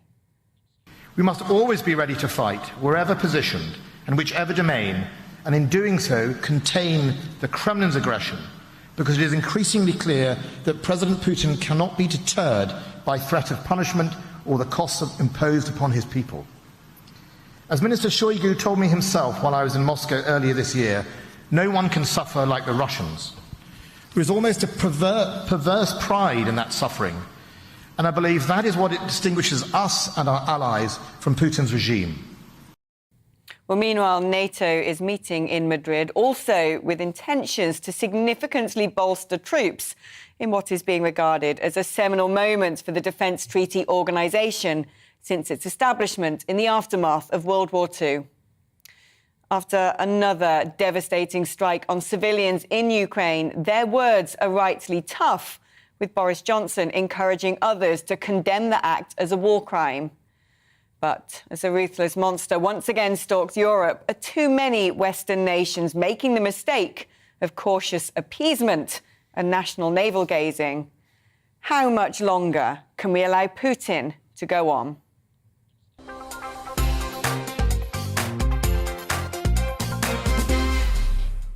Well, Mark White, our Home and Security Editor, joins me now. Mark, there's a lot to chew over. There's been some fighting talk from the new head of the British Army, General Sir Patrick Sanders. Ben Wallace, they're talking about the need to boost defence. NATO themselves increasing troop numbers. I mean, we are all gearing up now to what is becoming far more than an existential threat posed by Russia. Yeah, I think so. And I think what's interesting for today as well, not surprising perhaps, that the event was the army conference that was taking place at Russia today. You would expect that there would be a significant emphasis on the army, but it was almost reasserting the importance of the army, of land-based warfare, as one of the lessons that's come out of the Russian invasion of Ukraine. I think one particular phrase that the good general there, General Sanders, who is the new chief of the army, the chief of the General Staff, had said during his speech was, you can't cyber your way across a river. And I think that's the message he wants to get across, the importance of the army going forward, and also telling, I think, very clearly the politicians that, yes, if you want the army to meet the challenges of having to bolster this NATO requirement for a 300,000 rapid reaction force, then you better leave the army alone in terms of constantly pushing other demands their way, as we've seen all too often in recent years. So a very firm message coming from him, support from his Defence Secretary today, especially in terms of the need for extra funding. Now, Ben Wallace, in that speech to Russi this afternoon, didn't indicate exactly what he wanted to do in terms of seeing an increase in the defence spending. There has been reports that he wants to see 2.5% of GDP, but nothing as yet. Maybe he's leaving it for Boris Johnson to make the big announcement at the NATO summit. Certainly possible. Yeah, and talking about that NATO summit, of course, we had the G7 taking place yesterday, and the hopes would be that the West would come together with very decisive action against Russia. Now, a seminal moment for NATO. The first time they've really had to deal with such a big threat in Europe. And do you think there is hope of coming together and far more decisive action being taken when countries such as France have been very notably dragging their heels? Yeah, I mean, there have been some issues in terms of different directions and different approaches, but largely speaking, NATO as an organisation, I think, has been reinvigorated by what has taken place with Russia going into Ukraine. Vladimir Putin thought that NATO was somehow weakened, understandably perhaps, after years of President Trump being very disillusioned about the commitment that many of these NATO countries were making to that alliance, then that calculation has misfired because actually it's emboldened. And far from, as he said, pushing NATO back from his borders, he is now getting many, many thousands more troops and equipment and aircraft onto the borders surrounding Russia now on NATO's eastern flank. Mark Wright, thank you ever so much. Well, joining me now is Keir Giles, who's a senior consulting fellow and Russia expert at Chatham House, an independent policy institute. Keir, fantastic to have you back on the programme. I've heard a lot of talk today of the word reaction, reactionary forces in NATO, but is the risk not that that's what we're doing? We are reacting to Putin, NATO being bolstered because of Putin's aggression, and in effect, what's happening is it's playing out into a war of attrition. Is it not time we were on the front foot and made Putin react to us? Well, reacting to what Putin is doing is precisely what's happening. It's a long overdue realization of just what the threat from Russia is. And the speech by Patrick Sanders, General Patrick Sanders, that you had referred to just a moment ago, was full of recognition of the moment and recognition of the challenge. And there was a subtext there reversing the direction of travel of the British armed forces, and particularly the army, over recent years. Another figure that was heard at that conference, you mentioned attrition, was the fact that Ukraine, in its war with Russia, has already suffered more casualties than the British Army has infantry overall. So it's a recognition that you need to structure the armed forces for a fight with Russia in order to prevent a fight with Russia. And part of that has to be going back to recognizing what it is that deters Russia, and that includes mass and the ability to actually suffer attrition. That's going to be a change for the British Armed Forces. It's going to be a change for NATO overall. Jens Stoltenberg, the NATO Secretary General, put it very clearly when he laid out what the challenge is. He said European allies have to be ready to withstand an offensive. Now, you might have thought that was exactly the purpose of armed forces in any given country, but it's just an indication of how far they've come from their core mission of national defense and how much further they have to go to get back there. NATO is, of course, a defensive organisation. Does the fact that they're bolstering troops, is that going to be enough to make Putin think again about his aggression? Or is there a risk here that he will potentially call a ceasefire, looking at some of the words spoken by leaders such as Macron, who seems to be talking about trying to find a diplomatic route in order to regroup and remobilise, and think that, you know, as long as we are not attacking him or threatening him, he can just continue? Well, we don't yet know the fine detail of exactly what new NATO structure, readiness structure, is going to look like. We hear this figure of 300,000, but where they're coming from and what kind of state they're supposed to be in, and most importantly, where they are to be, are all the critical details that will make all the difference in NATO's posture. But meanwhile, of course, that second point you mentioned, these pushes for Ukraine to reach a negotiated settlement, which is a code word for surrender in order to end the war, won't stop. And of course, they will get stronger as we move further into winter in Europe and energy prices continue to spike. And Russia's food blackmail of the rest of the world through this naval blockade they've imposed on Ukraine starts to bite harder. In a way, the long term is actually in Russia's favor because, as you heard quoted earlier, Russia can stick the suffering for far longer than we can. And if it's a case of last man standing, we need to be sure. Well, this does leave NATO with a huge question to answer. It's never been an organisation that attacks. Ukraine is not a member of NATO. But as you said, this could drag out. This could become an extremely horrible, protracted war, which drags centrifugally a lot of other parts of the world into it with food crises, energy crises. Is this not going to have to lead NATO to potentially a change of tack? I mean, when it comes to separate member countries of NATO, a lot more has been done on the basis of a lot less. Yes, Ukraine isn't a NATO member, and sometimes it's a bit misleading to talk about NATO taking action about the current war because it doesn't have to be a NATO initiative. As you said, individual countries have worked with Ukraine, recognizing that Ukraine's fight is their fight too, and there should be more countries doing the same because these parts of the world that President Putin is currently blackmailing and cutting off their exports could and should be taking more action, putting pressure on Russia itself. It's not necessarily NATO. The EU has to be doing this. It can be on a bilateral basis, providing support, because, again, defending Ukraine and making sure that Russia holds there will actually protect the whole. Keir Giles, Senior Consulting Fellow at Chatham House. Fantastic to have you back on the programme again. Your insights are always really gratefully received here. My studio guest today is the columnist and broadcaster Charlie Peters. Charlie, I mean, taking NATO out of the equation here, I was thinking about this last night, and I was thinking about when Saddam Hussein went into Kuwait. I was thinking about when France and co went and removed Gaddafi from Libya. I was thinking about the Taliban in Afghanistan. I was thinking about the attack on the Twin Towers. And I did come to the conclusion that a lot more has been done in terms of intervention for a lot less, and started tentatively to draw the conclusion that actually, if we don't act now in a far more decisive manner, this is going to roll on and wreak misery, not just across the European continent, but actually the world. I think all of the examples you've just picked did, in fact, wreak misery after we were done invading. The Gulf War, we were back in no time to do the same thing all over again. The invasion of Afghanistan, a protracted $1 trillion war, which led to enormous losses of blood and treasure.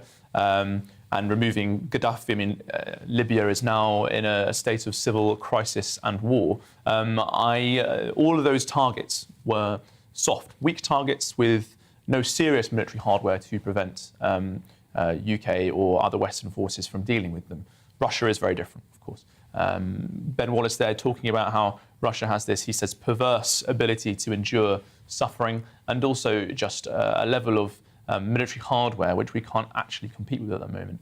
I mean, the number of tanks and personnel they've lost is bigger than our entire armed forces. I mean, they can just keep taking casualties because they have so many men.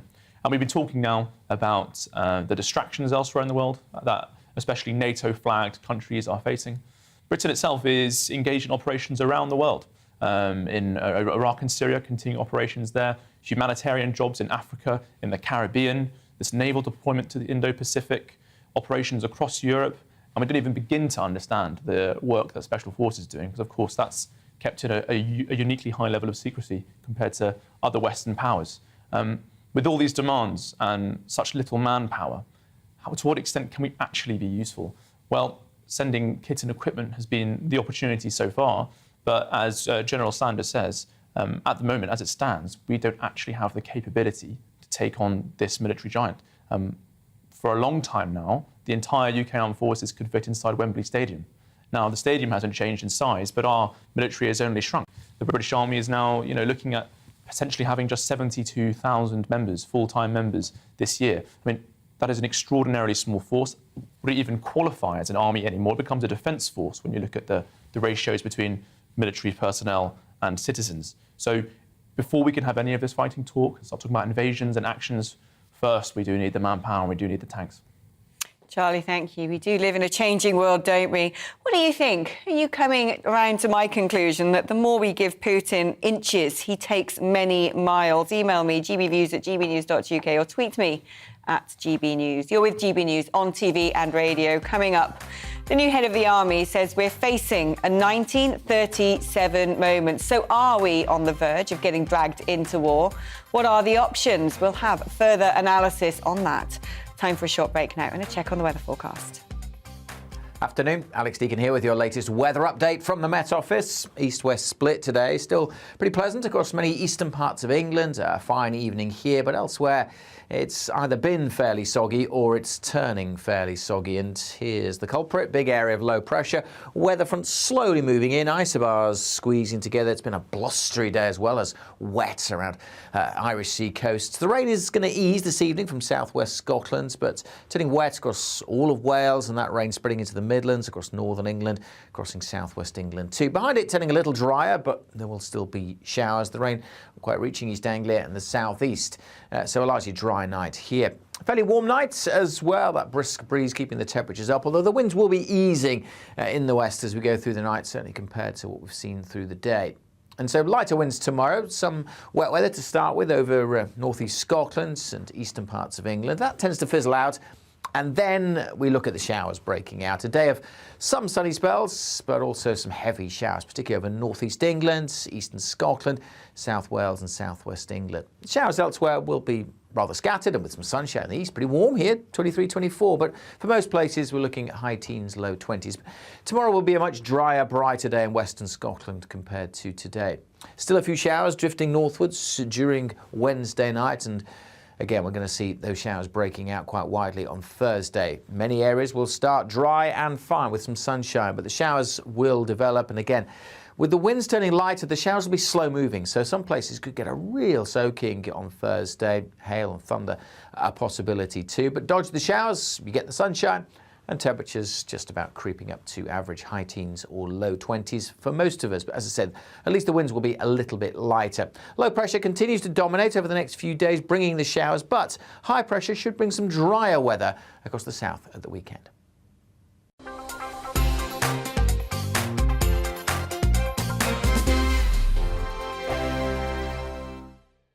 We are GB News. We're right across this great nation. On TV. On radio. On digital. Absolutely everywhere. We don't talk down to you. We embrace all voices with honest and civilised conversation. We are not part of the establishment. We're one of you. And we're only getting started. Join us on GB News, The People's Channel. Britain's news channel.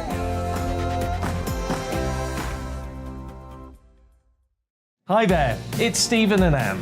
At breakfast from 6 a.m, you'll always be caught up with everything you need to know. The latest headlines, opinions and debates. We'll bring you the good news and the bad, but most of all, we're here for you. Remember, send in your views and let us know what you would like us to talk about. That's because we're your news channel. And every morning at 6 a.m, it's breakfast on GB News. My name's Tom Harwood, and join me 9:30 a.m. every weekday for The Briefing, your one-stop shop for everything you need to know about what's going on in politics today. I wonder if this is a deal that might need to be like the biscuits in this factory, twice baked. Is there not an opportunity here to win out against the extremes? Tom Harwood, GB News. What are you going to do about it?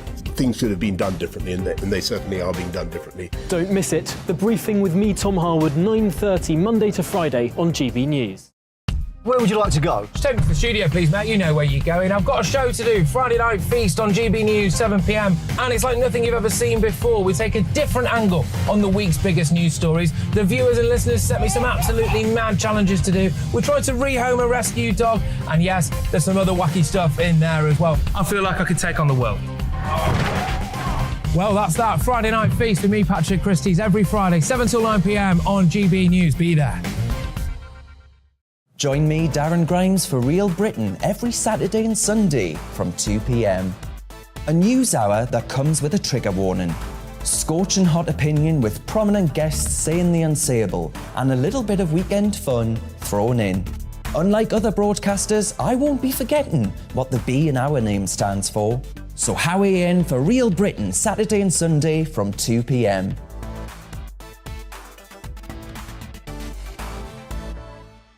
Hello, I'm Patrick Christie's. And I'm Mercy Moroki. Make sure that you join us Monday to Thursday, 10 a.m. until midday, right here on GB News for To The Point. We're not afraid to talk about the topics that matter to you or the big topics that always matter. We cover absolutely everything, from the breaking political stories of the day to law and order, what's going on in the channel. We're not afraid to hold people to account. We always make sure we include your views on our show. Indeed, if you're thinking it, you can guarantee that we're saying it. So make sure you join the conversation with us, 10 a.m. until midday, Monday to Thursday, for To The Point on GB News.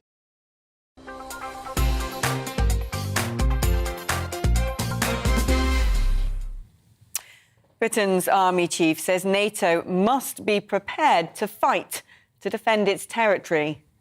General Sir Patrick Sanders, the chief of the General Staff, says Russia is likely to emerge from the conflict in Ukraine as an even greater threat to European security. In his first public engagement since taking up his post, he said it is essential NATO has the forces in place to deter future land grabs by Russian President Vladimir Putin. He added, "This is our 1937 moment." He believes we must act rapidly so that we aren't drawn into a war through failure to contain Russian ambitions of territorial expansion. So what does that mean in reality? Well, let's speak to Catherine Thompson, who's a research fellow at the Henry Jackson Society, a transatlantic foreign policy and national security think tank. Catherine, thanks for coming on the programme. I mean, the attack on the shopping centre in Kremenchuk brings home, doesn't it, the fact that Vladimir Putin is very much dealing in terrorising Ukraine and also now terrorising the world. When do we say enough is enough? NATO's combined strength should surely dwarf that of Russia. Should we be doing more? Thanks so much for having me, Alex. I absolutely agree. I mean, this attack is just the latest in a string of unnecessary loss of human life and just shows Vladimir Putin's disregard for any of the values that we here in the UK and the US and across NATO hold most dear. And that's why I think that at the Madrid summit, what we should be seeing is a reinvigorated NATO ready to face this really pivotal moment in our history, this 1937 moment, as General Saunders correctly pointed out. I think that there's a lot left to continue to be done, and I think that's going to be the focus of the discussion, most of the discussion at the Madrid summit coming up. I mean, a reinvigorated NATO, what does that mean? Because, of course, it's a defensive treaty organisation. It does not strike first. It retaliates if one of its members is struck, of which Ukraine is not a member. But it seems to me so far that everything that we have done to try and push back against Putin is prolonging the war rather than just stopping it. Does NATO need a rethink in how it handles this? I think you're pointing in the right direction. I think that that's why we're having discussions around increasing defense spending across the board. I mean, General Stoltenberg put it very aptly when he said 2% is not a ceiling, it's a floor. It's a start for the alliance, and that's why we're seeing reinvigorated commitments from Germany. From today, the announcement that the UK is going to consider adding to their contribution levels, and I think that you will see that from the US as well. And I think that it needs to include additional resources. It needs to include an expansion of force structure. And without those resources, I don't think that we're, going to be able to achieve the dynamics that you're talking about against Russia. And then also as the alliance looks to pivot to China, even more so for the long term, I think that we absolutely need more resources to be able to do that. And I think that will achieve the deterrence that you're talking about as well. Yeah, I mean, one thing that I'd love to ask is, can you imagine a scenario where Western forces themselves strike strategic military targets in Russia, potentially things like gas storage plants, in order to send a clear message to Putin to stop, to potentially smoke those people out, propping him up? It's an interesting dynamic. I think that this is a challenge that the organization, since its inception, hasn't really faced before. And so I think that it will be something that the leaders at the NATO summit were going to have to discuss, especially the US and the UK, as they've let out on this issue. And I think that there are just considerations for how the treaty is actually activated. And it will be interesting to see how that plays out this week.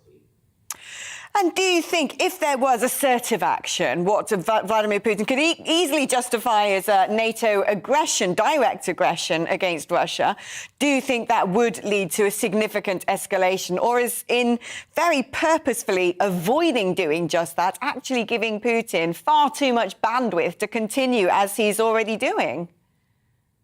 I think it's a certain level of caution. I don't think that, I don't think we're giving Putin an extreme amount of bandwidth, but I do think that this is why the deterrence needs to be our focus, increasing resources, increasing force posture, certainly on NATO's eastern flank, and making sure that we are in a position to institute maximum deterrence, no matter what. And I think that that's what, I think that the NATO leaders should consider and should actually put pen to paper and bring to fruition as far as force structure and force levels, because I do think that will be the ultimate deterrence for Putin, regardless of whether he's looking to strike outside of NATO, outside of Ukraine, or just keep everything within Ukraine.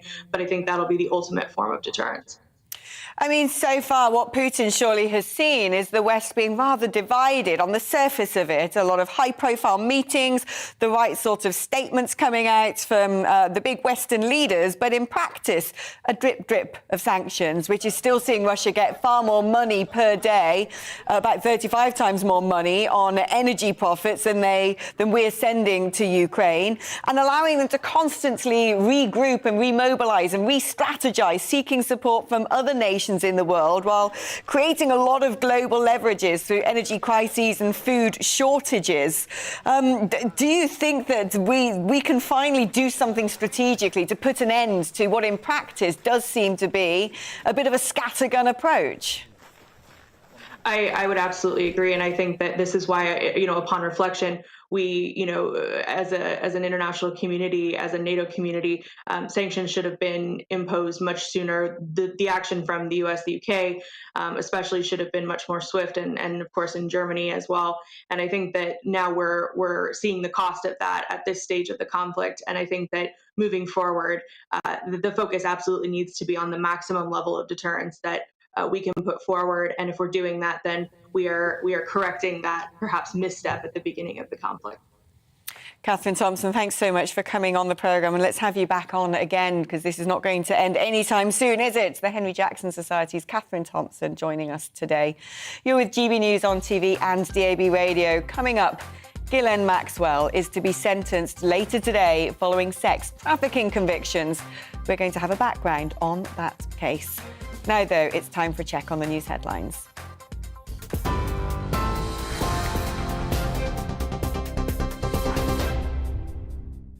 Good afternoon, it's 3:31. I'm Rosie Wright, keeping you up to date on GB News. Scotland's First Minister is launching a bid for a second independence referendum, accusing the government of ripping the country out of the EU against its will. Nicola Sturgeon needs permission from Westminster, but she's proposing a vote on the 19th of October next year. The question will be the same as it was in 2014. Should Scotland be an independent country? Nicola Sturgeon told MSPs she won't allow Scottish democracy to be a prisoner of Boris Johnson or any Prime Minister. Scotland, over generations, has paid a price for not being independent. Westminster governments we don't vote for, imposing policies we don't support, too often holding us back from fulfilling our potential. The Conservatives have just 6 MPs in Scotland, barely 10% of Scottish representation, and yet they have ripped us out of the EU against our will.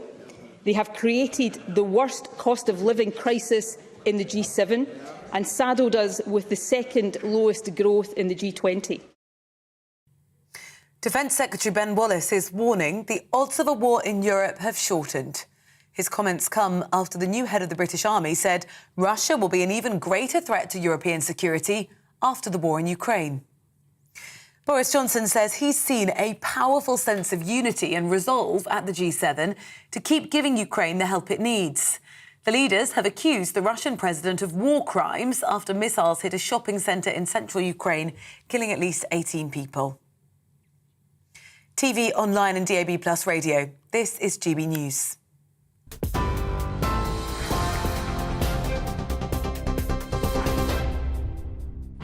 Direct Bullion sponsors the Finance Report on GB News for gold and silver investment. Here's a quick snapshot of today's markets. The pound will buy you $1.221 US and 1.160 euros. The price of gold currently stands at £1,492.65 per ounce. Direct Bullion sponsors the Finance Report on GB News for real-time investment. We are GB News. We're right across this great nation. On TV. On radio. On digital. Absolutely everywhere. We don't talk down to you. We embrace all voices with honest and civilised conversation. We are not part of the establishment. We're one of you. And we're only getting started. Join us on GB News, The People's Channel. Britain's news channel.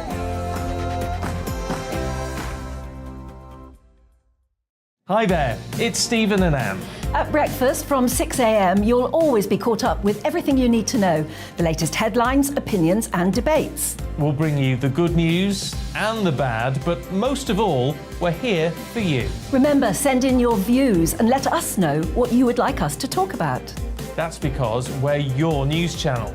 And every morning at 6 a.m, it's breakfast on GB News. My name's Tom Harwood and join me 9:30 a.m. every weekday for The Briefing, your one-stop shop for everything you need to know about what's going on in politics today. I wonder if this is a deal that might need to be like the biscuits in this factory, twice baked. Is there not an opportunity here to win out against the extremes? Tom Harwood, GB News. What are you going to do about it? Things should have been done differently, and they certainly are being done differently. Don't miss it. The Briefing with me, Tom Harwood, 9:30 Monday to Friday on GB News. Where would you like to go? Just take me to the studio, please, Matt. You know where you're going. I've got a show to do. Friday Night Feast on GB News, 7 p.m. And it's like nothing you've ever seen before. We take a different angle on the week's biggest news stories. The viewers and listeners set me some absolutely mad challenges to do. We tried to rehome a rescue dog. And yes, there's some other wacky stuff in there as well. I feel like I could take on the world. Well, that's that. Friday Night Feast with me, Patrick Christie's, every Friday, 7 till 9 p.m. on GB News. Be there.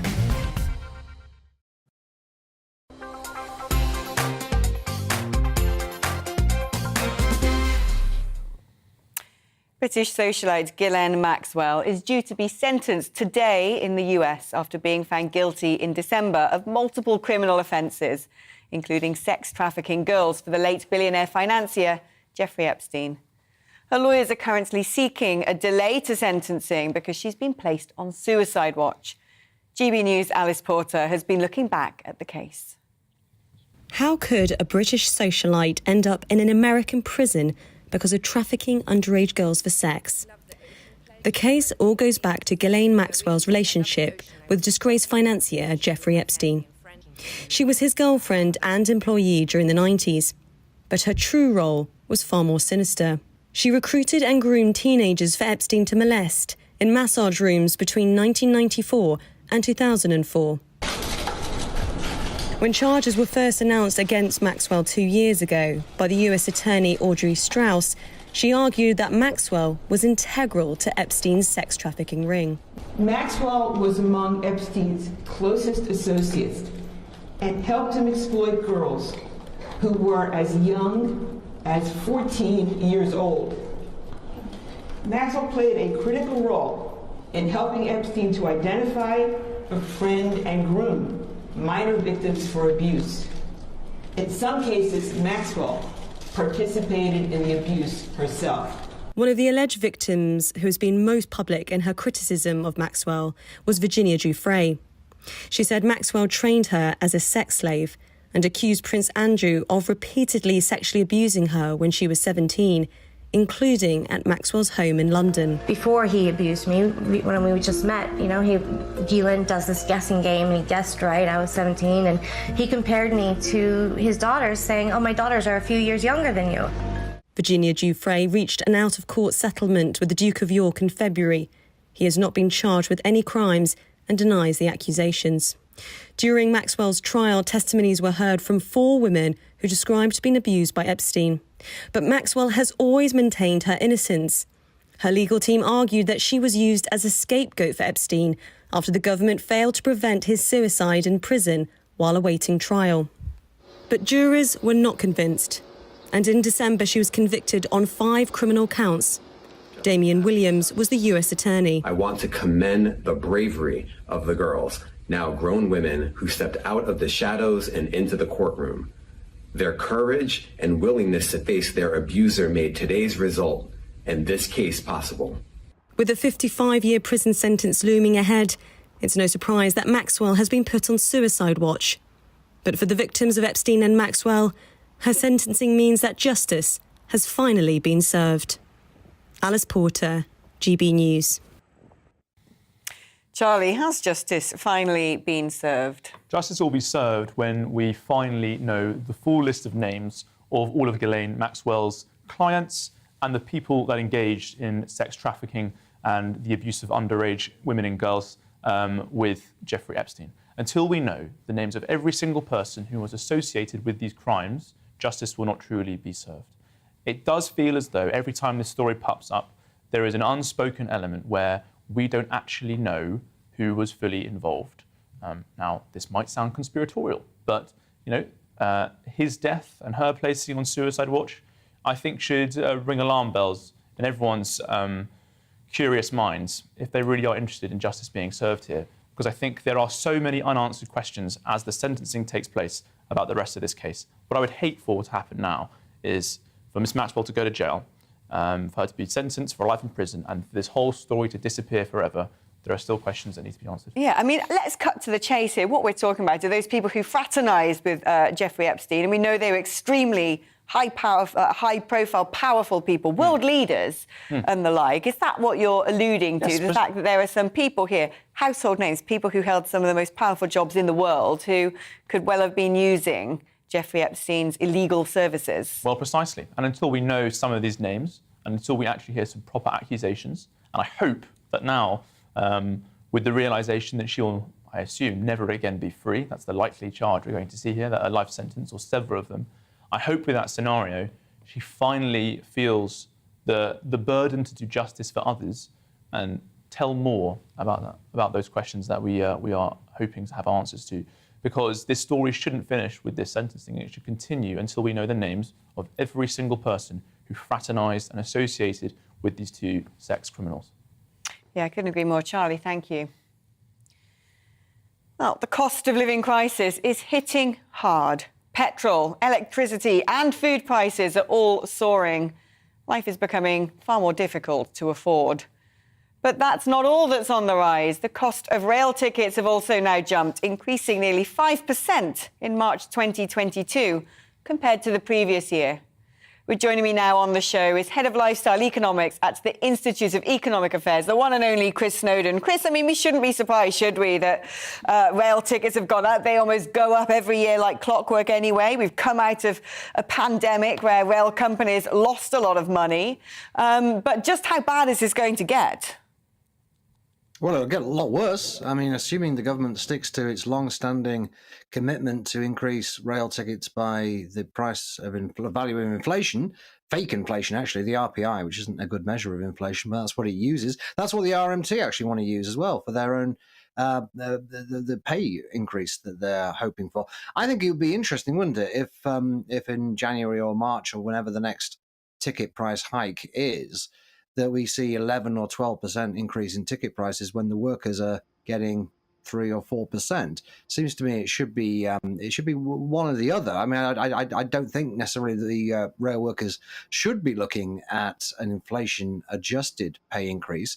But if that doesn't happen, then certainly we shouldn't be putting up tickets too much. I mean, we're here to try and deal with inflation. You know, you can try and deal with the cost of living crisis by giving people more money, but that's only a temporary fix. You get to next year and you've got to do it all again. What we need to do is we need to stop inflation. And one way of doing that, one very small way, I guess, but one way of doing that is to make sure that ticket prices don't go up. Now, another thing that people have posited as a good way of doing this would be moves such as cutting tax, cutting VAT on fuel bills, things that are within our gift now that we've left the European Union, things that reportedly Boris Johnson is beginning to suggest we should do, but Rishi Sunak reportedly is pushing back against. Which side of that argument do you fall down on? Well, whichever way you go about it, whether you just hand out money to people, which is what the government's doing, people have forgotten that already, it seems, but the government is spending tens of billions of pounds just giving people money so they can afford their gas and electricity bills and so on and more. Or you can cut taxes. Either way, you have to borrow more money, and we got ourselves into this mess largely by borrowing and printing hundreds of billions of pounds. The government has effectively debased the currency. We're now paying the price for that. A lot of people were in favour of it. In fact, most people were wildly in favour of furloughs and lockdowns and all the spending that was required to pay for them. Would they have been so keen had they known what was going to happen in terms of how it's paid for?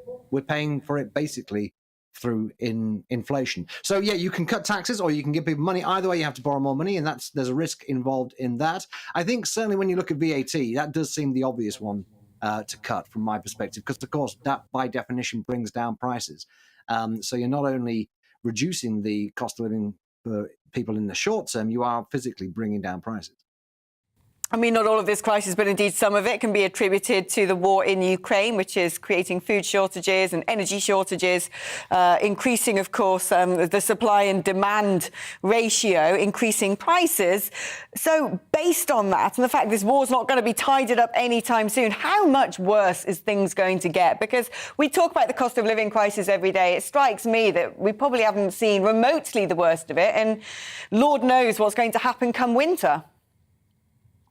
What do you mean? You got a point about Ukraine up to a point. I mean, it hasn't led to a cost of living crisis in Japan. It hasn't led to a cost of living crisis in Switzerland, where you've got inflation about 2.5%. So most of this actually is due to printing a vast quantity of money, and not everybody's still prepared to accept that reality. In terms of Ukraine, look, assuming the war carries on for the rest of the year, if the Ukrainians can't get the grain out of the country, and it's going to have a job doing that, certainly by sea, we are going to see continuing rises in the cost of barley and wheat and the cost of animals that eat those things. It's going to spiral a bit. I mean, I'm not that pessimistic about things over the course of the next year, really. I mean, I wouldn't say we've only just seen the start of it. I think we're getting towards probably the peak of inflation. I think the Bank of England expects it to get to about 11% by kind of late autumn, once the energy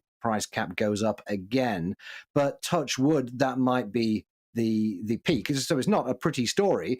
I think the important thing is we don't have this dragging on and spiraling for potentially years. You done to stop that from happening? Well, basically, you can't give people very large pay increases. Unfortunately, that is the situation. I mean, we've been through these inflationary crises before in the past. There isn't any nice way of dealing with it. In the 70s, we gave people huge pay rises, 20, 25, 30%, but it just led to more inflation. And it's bound to continue to lead to more inflation because, businesses' main expenditure is on wages. So people feel the pinch one way or the other, whether you bring about a recession, whether you put up interest rates, or whether you just give people more pay rises. There is no easy way out of this, but the focus should be on bringing it to an end as painlessly as possible. And there's bound to be pain either way, but there are some ways of doing it which are somewhat less painful than others, and get this down to below certainly 5% by this time next year. Here's hoping. Great to speak to you again, Christopher. Christopher Snowdon, the head of lifestyle economics at the IEA. Charlie, well, the government's in a rock and a hard place, isn't it? Because there is Christopher Snowdon rightfully saying that actually you give in to people's demands for more money in their pockets with the cost of living crisis. Wages go up, and wages are a huge constituent part of then operations and what things cost to make and then to sell. And you end up in this wage price spiral. So the government really has to say to people saying, I need more money, I'm struggling. Sorry, mate, you can't have it. Yeah, indeed. And we heard Chris there saying that this is the consequence of printing too much money, but it's also a consequence of not enough economic growth.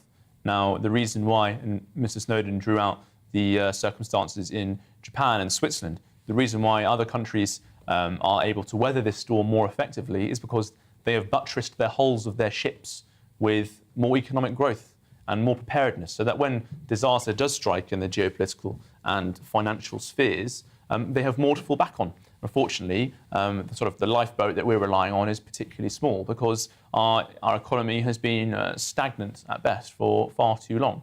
Now, on this particular point about rail fares, the hook here, rail fares are predominantly paid for by the people who use the trains, who generally speaking are above average income earners.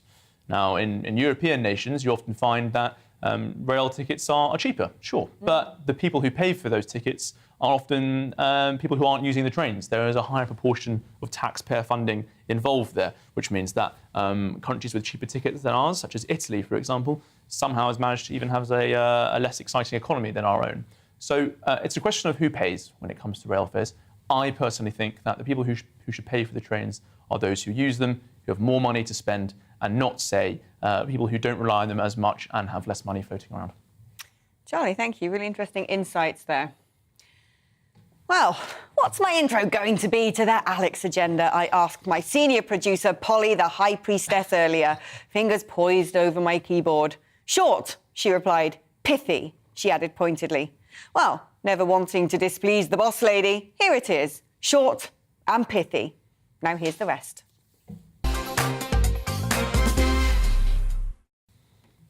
Well, having seemingly done nothing in the past year other than fly to the UK to try to leech off the Queen's Jubilee, only to be hidden at the back of a room, Harry and Meghan might be resorting to another pity us Oprah moment with the slack-jawed Queen of American non-journalism.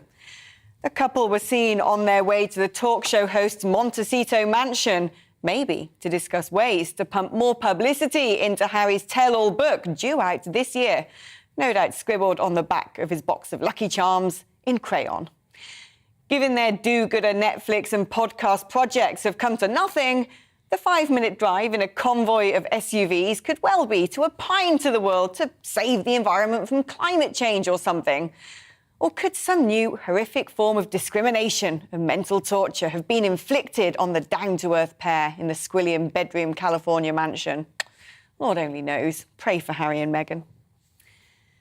Well, the latest institution to fall under the spell of Stonewall and its curse of gender-neutral toilets is Wimbledon. Yes, tennis fans who've had too many Pims could be faced with the horror of mixed loos. And a horror they are indeed. No sane man nor woman wants to share the more intimate elements of their ablutions with one another. Us women with our sani pads and tampons cringe, and the other lot with their appallingly terrible aerial aim, we then have to tidy up if we want to sit on the seat. And the long-term physical damage of evading a full evacuation. It's time tennis fans rose up for the sake of us all. And beware the chilling effect of diversity schemes, also warns Universities Minister Michelle Donnellan. She singled out the Race Equality Charter, which has been slammed as an extortion scheme trying to wokeify campuses for cash, much like Stonewall's Diversity Championships money spinner, blighting buildings around the world with rabid transification. Not only do they demand overpaid management roles to enforce their fascistic so-called inclusion practices, but risk clamping down on free speech too. And if there was ever a good reason for Brexit and binning off Erasmus in place of our Turing scheme, the ever-right on European Commission may soon be adopting the programme and forcing any university applying for research funding to sign up. And the king of convenient clickbait clips has the Tory faithful salivating once again. Deport migrants, ooh. British Bill of Rights, fracking, tax cuts, imperial measures. If only some of it would actually come to pass. Well, now Boris has pulled a real crowd pleaser out of his policy hat, an all-time classic. Grammar schools, that's right. The nation's most beloved educational institution, once responsible for social mobility across the UK, could soon be back. Well, sort of. Maybe. And under the right conditions, he said. Having built up heartfelt oration for first-time buyers to then reach the crushing crescendo of, well, we'll kind of look at the mortgage market, his latest policy tease, guaranteed to get grammar school graduates like me salivating, has made the right ripple of headlines. Meanwhile, Education Secretary Nadeem Zahawi has said he wants to spread the DNA of grammar schools through the system. As long as he doesn't do the same on the seats of gender-neutral toilets, I'm all for it. Charlie, you get the final word of the show. Anything you want to pick apart from that smorgasbord of joy? Absolutely. I'll take two. I'm going to start with the Universities Minister talking about the risk of diversity schemes on campus. I think she's right to raise it. However, what she fails to note, and I think which is most important, is that the government is often funding its own enemies when it comes to these situations. We pour millions and billions of pounds into these obscene schemes that are mandated in UK law and expected through the Equality Act and the Public Sector Equality Duty. And then she acts surprised when these things appear under a ginormous industry of diversity, equality and inclusion activists pops up. If you cut that funding, if you remove the kind of structural law surrounding it, then it won't exist anymore. But unfortunately, this 12 years in power, they haven't seemed to have cottoned on to that effect just yet. And let's talk about grammar schools. I mean, come on, I know this is a topic of love for you. I love of course, I couldn't let it slip from you. I'm delighted at the possibility that they might return. I think it's a crying shame that too many parents with bright, eager young kids are forced to choose between, if they're lucky, a good state school that isn't filled with kind of reckless violence and attention-sapping disruptors, or having to make ginormous sacrifices to their livelihoods and their opportunities to have fun and actually enjoy their lives, heaven forbid, by spending hundreds of thousands of pounds on private school fees. There must be a middle ground where smart kids are afforded the same opportunities of those who have enormous privilege. And I think grammar schools have long been that answer. Yeah, no, I do too. I went to 2 great grammar schools in Gloucester, one of the last bastions of selective education in the country. Charlie, thank you. You're a bastion of common sense. We'll have you back. You're a wise young man. That's almost it for me. Coming up next, it's Colin Brazier, who joins me now. Colin, what is on your programme? Mixed bag, Alex. I wonder, as a former Brexit MEP, whether you've ever tried to do interviews at College Green down at Westminster and found your thoughts being drowned out by the loudspeaker used by Steve Bray. Stop Brexit, you know the one. I know him. You do. He's had his speakers confiscated today by police under the new police and sentencing bill. Wonder what you make of that. Also, the Defence Secretary seems keen that we do spend 2.5% in our defence budget now. How do we do that? What about that 12 billion quid we spend on foreign aid? We'll discuss. Colin, thank you. You know what? I actually had to click on Steve Bray's name on Twitter when it was trending during the advert break. So curious was I to know why he has resurrected himself. Now I know. Glad you'll bring it up later. Colin, thank you. Do stay tuned for that glorious array of stories. That's all I've got time for. Join me again. We need to talk about same time, 2 o'clock tomorrow. Bye-bye.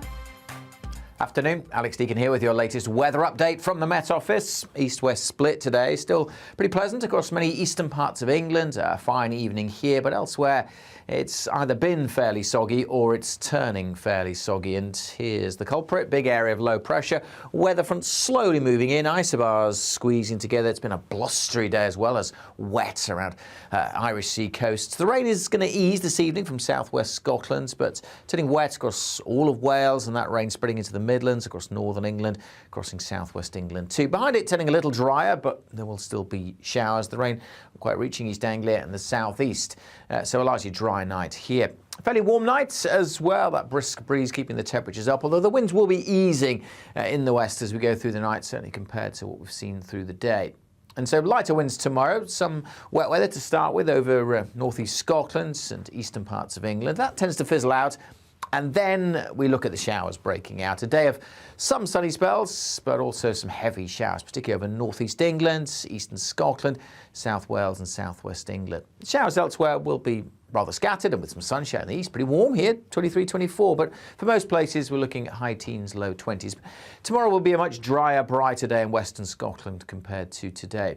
Still a few showers drifting northwards during Wednesday night, and again, we're going to see those showers breaking out quite widely on Thursday. Many areas will start dry and fine with some sunshine, but the showers will develop. And again, with the winds turning lighter, the showers will be slow moving. So some places could get a real soaking on Thursday. Hail and thunder a possibility too. But dodge the showers, you get the sunshine, and temperatures just about creeping up to average high teens or low 20s for most of us.